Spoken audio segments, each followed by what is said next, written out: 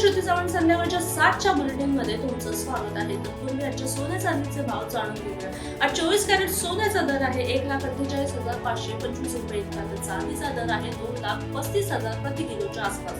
आता वेळ न दावडता पाहूया आजच्या दिवसभरातील सर्वात महत्त्वाच्या आणि चर्चेतील बातम्या. कळंबोलीतील अनधिकृत शेडवर पालिकेचा बुलडोझर.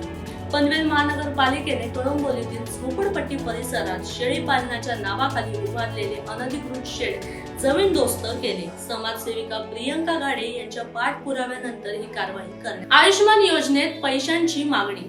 पुण्यातील एका रुग्णालयाने आयुष्यमान भारत कार्डधारक रुग्णाकडून उपचारासाठी 20,000 रुपये घेतल्याचा आरोप करण्यात आला आहे. या प्रकरणी दखल घेत शिवसेना वैद्यकीय मदत कक्षाचे प्रमुख मंगेश चिवटे यांनी प्रमुख भूमिका घेतली असून आरोग्य मंत्र्यांकडे तक्रार आणि चौकशीची मागणी करण्यात आली आहे.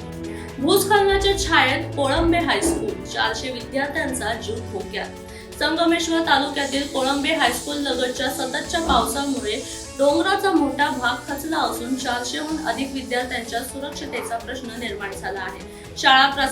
शाळा प्रशासनाने वारंवार पाठपुरावा करूनही प्रशासनाने दुर्लक्ष केल्याचा आरोप होत आहे. सिंधुदुर्गात 150 कोटींचा इलेक्ट्रिक बोट प्रकल्प. सावंतवाडीतील तळवणे येथे 150 कोटींच्या गुंतवणुकीत इलेक्ट्रिक बोट निर्मितीचा प्रकल्प उभारला जाणार आहे. यासाठी महाराष्ट्र सागरी मंडळ आणि सोया मरीन सर्व्हिसेस यांच्या मत्स्य व बंदरे विकास मंत्री नितेश राणे यांच्या उपस्थितीत सामंजस्य करार करण्यात आला. नालासोपाऱ्यात पाणी ओसरले, रुग्णालयाचा रस्ता अजूनही जलमय. वसई विरारमध्ये पावसाने विश्रांती घेतल्याने अनेक भागातील पाणी ओसरले असले तरीही नालासोपारा पश्चिमेतील महानगरपालिका रुग्णालयाकडे जाणाऱ्या रस्त्यावर अजूनही पाणी साचले आहे. त्यामुळे नागरिकांनी पालिकेच्या जलनिसरणाच्या संस्थेकडे नाराजी व्यक्त केली आहे. घाण पाण्यात चहाच्या किटल्या धुतल्या, व्हिडिओ व्हायरल. नालासोपारा रेल्वे स्थानक परिसरात एका चहावाल्याने पावसाच्या घाण पाण्यात चहाच्या किटल्या धुतल्याचे कथित व्हिडिओ सोशल मीडियावर व्हायरल झाले आहे. यानंतर नागरिकांनी संताप व्यक्त करत संबंधितांवर कारवाई आणि खाद्य विक्रेत्यांची तपासणी करण्याची मागणी केली आहे.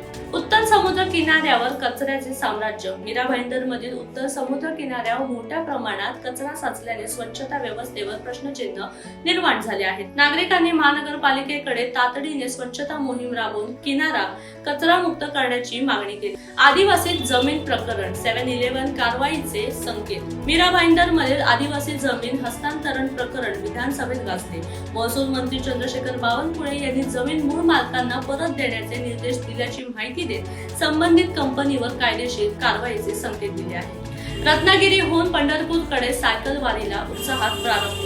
रत्नागिरी सायकलिस्ट क्लबच्या वतीने आयोजित रत्नागिरी ते पंढरपूर सायकल वारीला आज उत्साहात सुरुवात झाली. 32 सायकलपटू 330 किमी प्रवास करत पर्यटन संवर्धन, फिटनेस आणि भक्तीचा संदेश देत पंढरपूरकडे रवाना झाले. विहिरीत पडलेल्या बिबट्याला वन विभागाने जीवदान दिले. सिंधुदुर्गातील कुडाळ तालुक्यातील वेताळ बांबुर्डे येथे विहिरीत पडलेल्या बिबट्याला वन विभागाने सुखरूप बाहेर काढले. त्यानंतर बिबट्याला नैसर्गिक अधिवासात सोडण्यात आले. गॅलरीत अडकलेल्या वटवाघळाची सुखरूप सुटका. रत्नागिरीच्या दापोली येथे इमारतीच्या गॅलरीजवळ अडकलेल्या वटवाघळाची निसर्गप्रेमी आणि वन विभागाच्या कर्मचाऱ्यांनी सुखरूप सुटका केली आहे. प्रकृती स्थिर झाल्यानंतर त्याला नैसर्गिक अधिवासात सोडण्यात येणार आहे. एनडीआरएफचे शोध कार्य सुरू. मलम्यातून अद्याप प्रतिसाद नाही. पिंपरी चिंचवड मधील दुर्घटनास्थळी हेलिंग सर्च, डॉग स्पॉट आणि तांत्रिक तपासणी करूनही मलब्याखाली अडकलेल्या अद्याप कोणताही प्रतिसाद मिळालेला नाही, अशी माहिती एनडीआरएफने दिली. 28 तासाहून अधिक काळ बचाव कार्य सुरू असून 8 जण अद्याप मलब्याखाली असल्याची माहिती प्रशासनाने दिली आहे.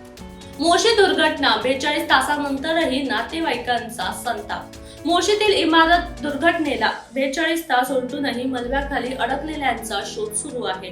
ठोस माहिती न मिळाल्याने नातेवाईकांनी प्रशासनावर नाराजी व्यक्त करत अधिक यंत्रसामग्री आणि तांत्रिक साधनांच्या मदतीने बचाव कार्य वेगाने राबवण्याची मागणी केली आहे. फुलंब्री 3,500 लिटर संशयित दूध जप्त. छत्रपती संभाजीनगरच्या फुलंब्री येथे अन्न व औषध प्रशासनाने कारवाई करत 3,500 लिटर संशयित दूध जप्त केले. या प्रकरणी 2 डेअरी सील करण्यात आल्या असून पोलिसात गुन्हा दाखल करण्यात आला आहे. B2 करमुक्तीवरून सोलापुरात श्रेयवाद रंगला. सोलापुरातील B2 करमुक्तीच्या निर्णयावरून भाजप आणि काँग्रेसमध्ये श्रेयवादाचा वाद पेटला आहे. खासदार प्रणिती शिंदे आणि आमदार देवेंद्र कोठे यांनी एकमेकांवर आरोप प्रत्यारोप करत राजकीय वातावरण तापवले आहे.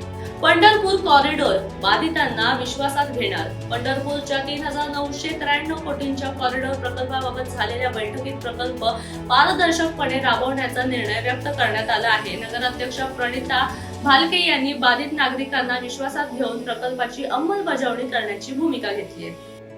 पूर्णेत दूध तापल्यानंतर रबर सदृश्य पदार्थ भेसळीच्या संशयाची चौकशी.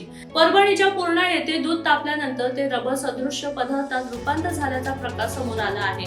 अन्न भेसळीच्या संशयावरून अन्न व औषध प्रशासनाने नमुने तपासणीसाठी पाठवले असून अहवालानंतर पुढील कारवाई केली जाणार आहे. स्मार्ट मीटर वरून कोल्हापुरात ठाकरे गट आक्रमक. कोल्हापुरातील राजारामपुरी परिसरात स्मार्ट मीटर बसवण्यात आलेल्या महावितरण कर्मचाऱ्यांना शिवसेना ठाकरे गट कार्यकर्त्यांनी विरोध केला. या घटनेमुळे परिसरात काही काळ तणावाचे वातावरण निर्माण झाल्याचे पाहायला मिळाले. अकोल्यात जीर्ण इमारत कोसळली, जीवितहानी टळली. अकोल्यातील काली मशीद परिसरात जीर्ण इमारत कोसळल्याची घटना घडली आहे. सुदैवाने जीवितहानी टळली असून मात्र ढिगाऱ्याखाली 3 दुचाकींचे मोठे नुकसान झाले असून प्रशासनाने घटनास्थळी मदत कार्य सुरू केले आहे. कोल्हापुरात पावसाची उसंत, पंचगंगेची पातळी घटली. कोल्हापूर जिल्ह्यात पावसाने विश्रांती घेतल्याने पंचगंगा नदीची पाणी पातळी गेल्या 24 तासात 2.5 फुटांनी घटून 34 फुटांवर आली आहे. मात्र जिल्ह्यातील 35 बंदरे अद्यापही पाण्याखाली आहेत.